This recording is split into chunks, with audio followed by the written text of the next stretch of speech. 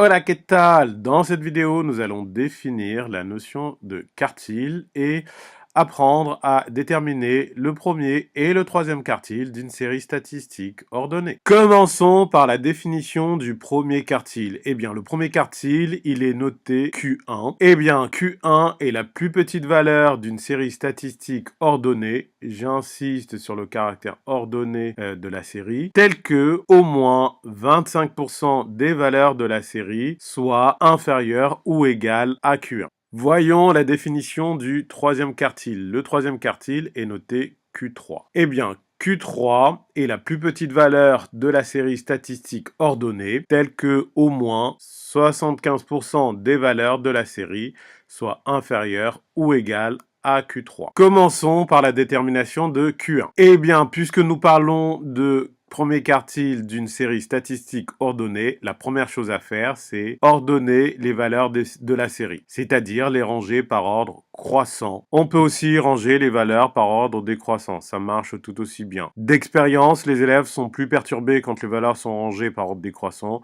donc rangez-les par ordre croissant. Une fois que cela est fait, il faut calculer n sur 4, où n est l'effectif total de la série statistique, c'est-à-dire combien de valeurs votre série statistique comporte. Dans l'expression quartile, il y a quart. En fait, le premier quartile, c'est une valeur qui coupe la série au premier quart.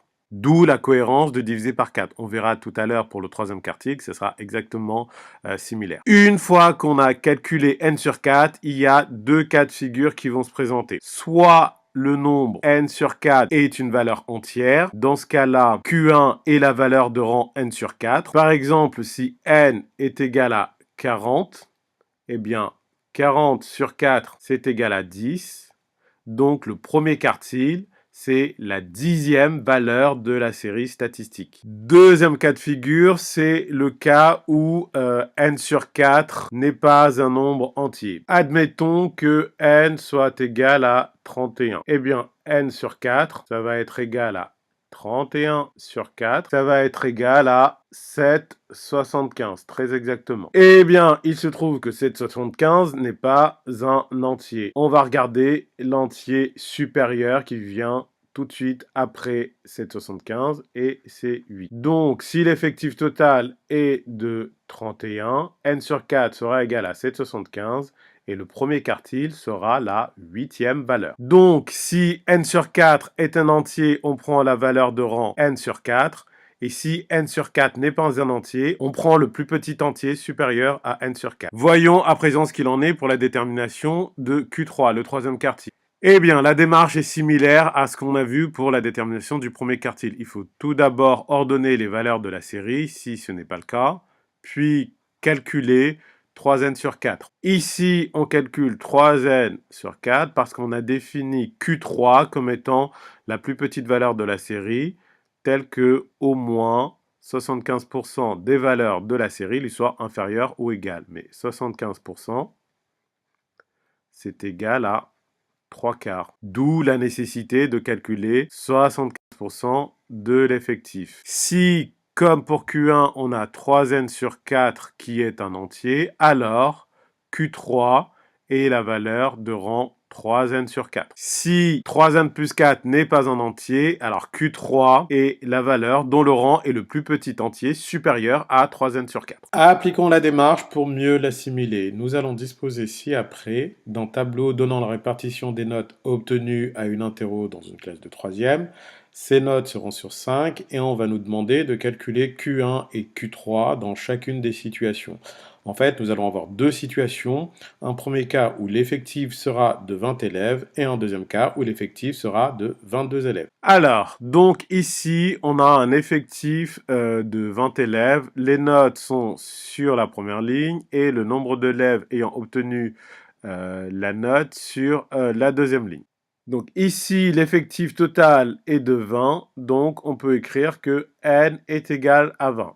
Ainsi, quand on calcule n sur 4, on a 20 sur 4, qui est égal à 5. Donc Q1 est la 5e valeur de la série statistique. Une fois qu'on sait que c'est la cinquième valeur de la série statistique ordonnée, on vient dans le tableau et on compte les valeurs. Donc 0, on a 1, 2, 3, 4. Puis on passe à côté 5.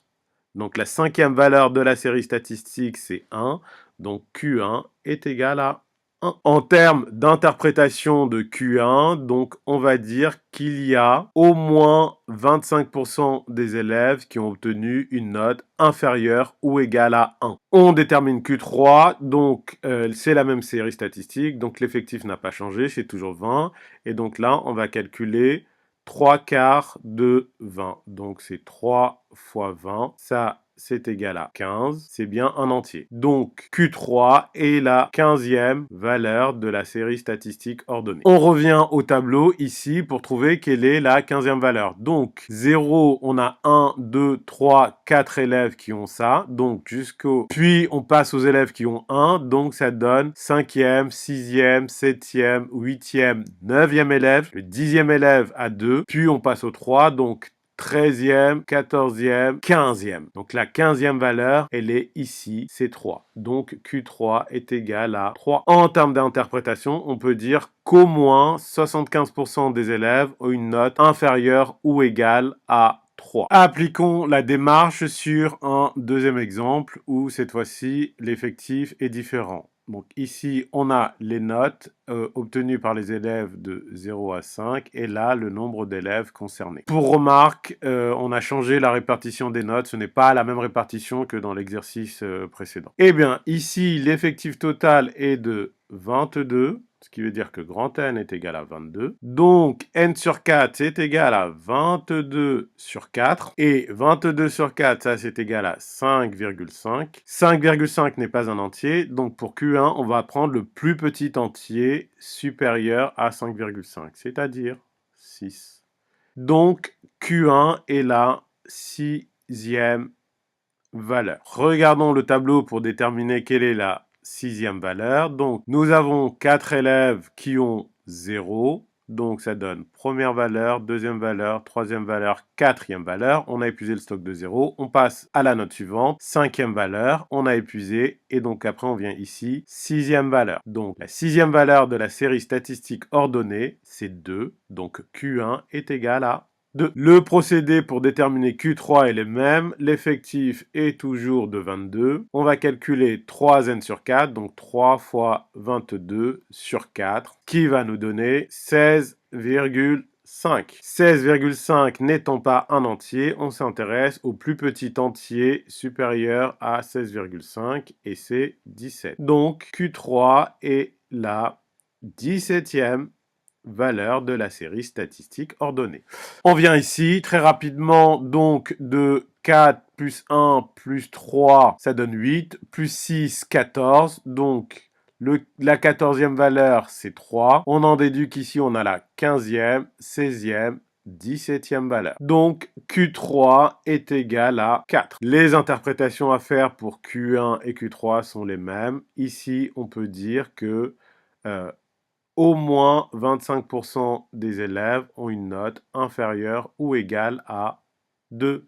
Ici, on peut dire qu'au moins 75% des élèves ont une note inférieure ou égale à 4. Le au moins est important parce que ici, quand on regarde dans le tableau, on a en tout 8 valeurs, 4 plus 1 plus 3, 8 valeurs sur 22 qui sont inférieures ou égales à 2. Sauf que 8 valeurs sur 22, ça, c'est de l'ordre de 36%. Donc, c'est au moins 25% des valeurs qui sont inférieures ou égales à 2. Ça peut être plus. Idem pour Q3, on a en fait en tout 17 valeurs sur 22 qui sont inférieures ou égales à 4, sauf que 17 sur 22, c'est de l'ordre de 77%. C'est un peu plus de 77%. Donc, la nuance au moins est importante. Cette vidéo est à présent terminée. À très bientôt.